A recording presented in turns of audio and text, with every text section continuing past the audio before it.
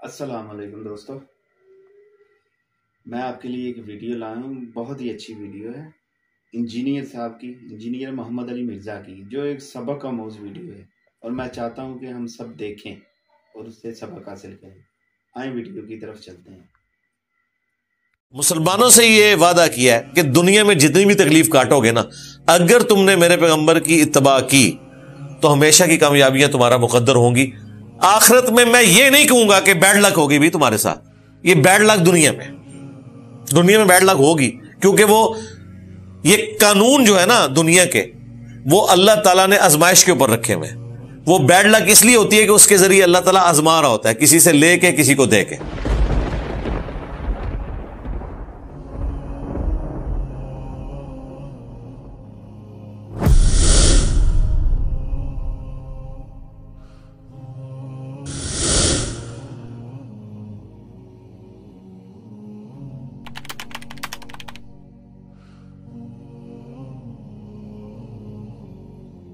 وَلَوْ أَنَّ قُرْآنًا سُيِّرَتْ بِهِ الْجِبَالِ، اور اگر ہم قرآن کو ایسا بنا دیتے کہ قرآن کی تلاوت کرنے سے پہاڑ چلنا شروع کر دیتے.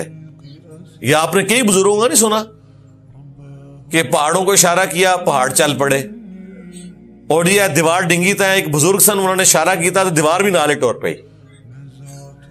قرآن پڑھنے سے تو یہ کچھ نہیں ہوگا. قرآن نفی کر رہا ہے اس چیز کی کہ قرآن پڑھنے سے ایسا کچھ بھی نہیں ہوگا، کیونکہ اللہ تعالیٰ نے قرآن کو ایسا بنایا نہیں ہے.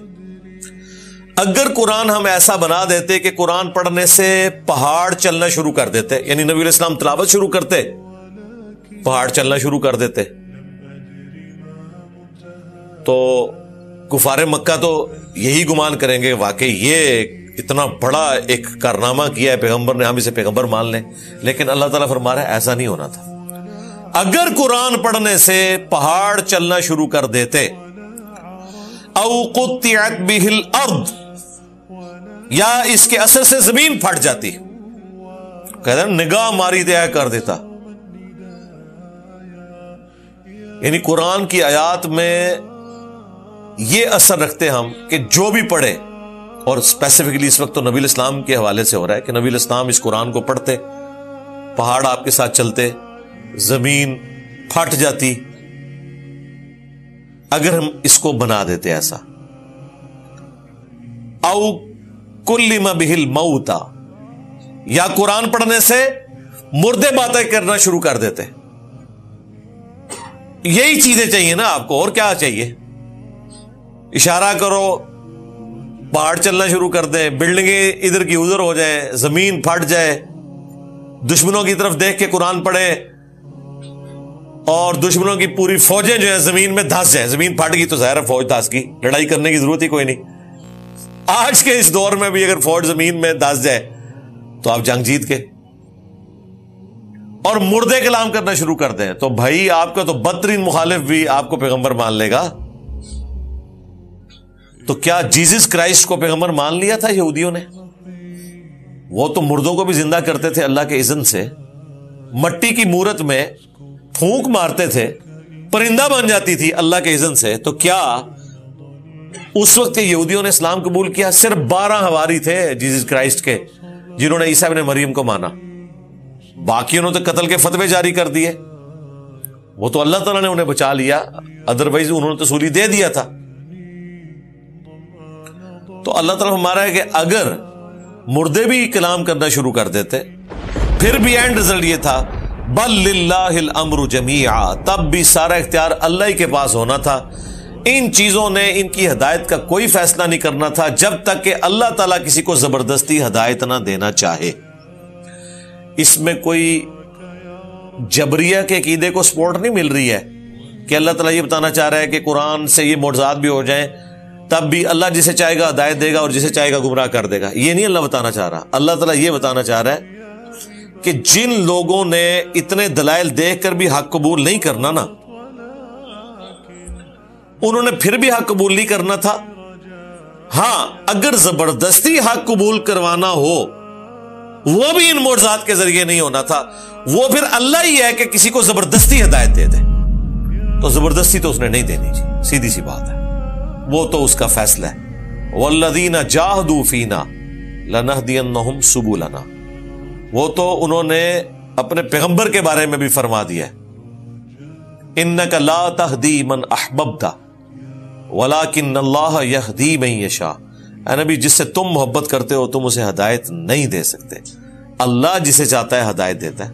نبی علیہ السلام کی کب خواہش تھی کہ آپ کا چچا ابو لہب کفر کی حالت میں مرتا، لیکن دعوت دی۔ ہاں زبردستی اگر ہدایت نبی علیہ السلام دے سکتے ہوتے تو یقیناً دے دیتے،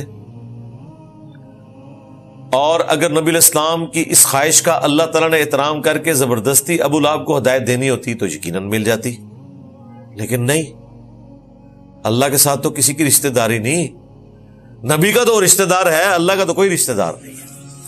اب یہ بہت سینسٹیو ایشو ہے، اس لیے اللہ تعالیٰ سے دعا کرنی چاہیے، اللہم من احییتہ منا فاحیہ علی الاسلام ومن توفیتہ منا فتوفہ علی الایمان ربنا لا تزغ قلوبنا بعد اذ ہدیتنا وہب لنا من لدنک رحمہ انک انت الوہاب آمین۔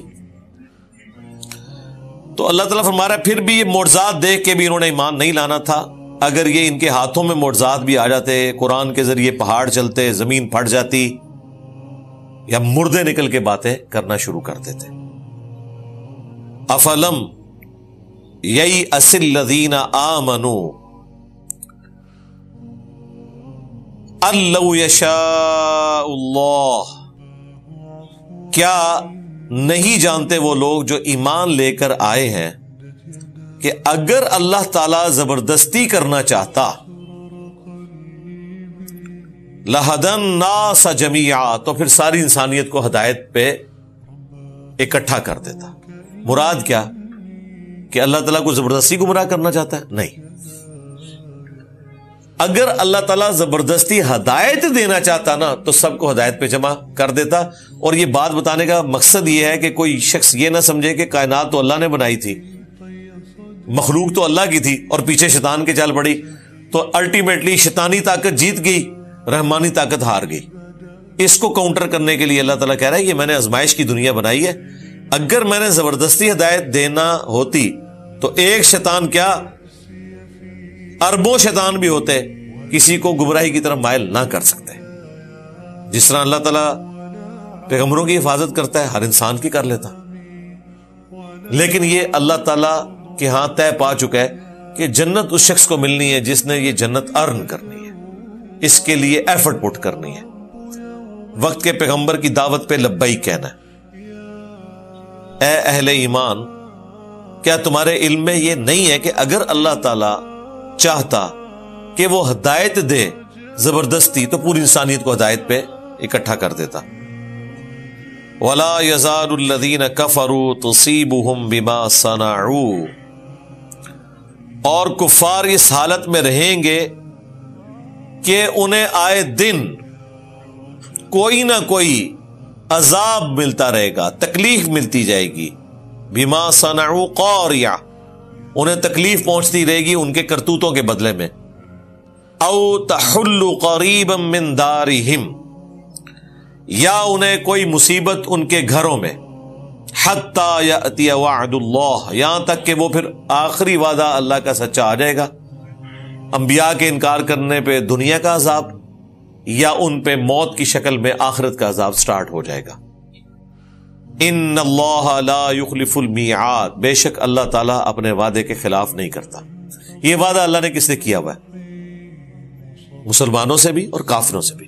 مسلمانوں سے یہ وعدہ کیا ہے کہ دنیا میں جتنی بھی تکلیف کاٹو گے نا، اگر تم نے میرے پیغمبر کی اتباع کی تو ہمیشہ کی کامیابیاں تمہارا مقدر ہوں گی۔ آخرت میں میں یہ نہیں کہوں گا کہ بیڈ لک ہوگی بھی تمہارے ساتھ، یہ بیڈ لک دنیا میں بیڈ لک ہوگی، کیونکہ وہ یہ قانون جو ہے نا دنیا کے، وہ اللہ تعالیٰ نے آزمائش کے اوپر رکھے ہوئے۔ وہ بیڈ لک اس لیے ہوتی ہے کہ اس کے ذریعے اللہ تعالیٰ آزما رہا ہوتا ہے، کسی سے لے کے کسی کو دے کے، وہ اللہ کا فیصلہ ہے۔ وَلَنَبْلُوَنَّكُمْ بِشَيْءٍ مِّنَ الْخَوْفِ وَالْجُوعِ وَنَقْصٍ مِّنَ الْأَمْوَالِ وَالْأَنفُسِ وَالثَّمَرَاتِ، ضرور آزمائیں گے بھوک سے اور خوف سے اور جان اور مال میں اور پھلوں میں نقصان سے. پھر دیکھیں گے کس کا ایٹیچیوڈ اہل ایمان والا ہے کہ جب بھی کوئی تکلیف پہنچے تو وہ یہی کہ انا للہ و انا الیہ راجعون. بے شک ہم بھی تو اللہ کی طرف سے آئے تھے, یہ تکلیف بھی اللہ کی طرف سے آئی ہے, اس تکلیف نے بھی ختم ہی ہو جانا ہے. ایک نہ ایک دن ہم نے بھی اللہ کے پاس جانا ہے, تو اس دن تو تکلیف ختم ہو جائے گی نا. کینسر کے مریض کے اوپر تکلیف اس دن تک ہے جس دن تک وہ زندہ ہے. موت اس کے لیے تکلیف کے خاتمے کا سبب ہے, اور راحت کا آغاز ہے اگر اس نے اللہ کو رسپانس کیا ہوا ہے دنیا میں, ورنہ اگلا لمحہ تو اس سے بھی برا آنے والا ہے والعیاذ باللہ تعالی. تو اللہ تعالیٰ ہمارے ہم اپنے وعدے کی خلاف ورزی نہیں کریں گے, یعنی اہل ایمان سے وعدہ کیا تھا وہ بھی پورا کریں گے, اور جہنمیوں کو جو دھمکیاں لگائی تھی وہ بھی پوری ہوں گی.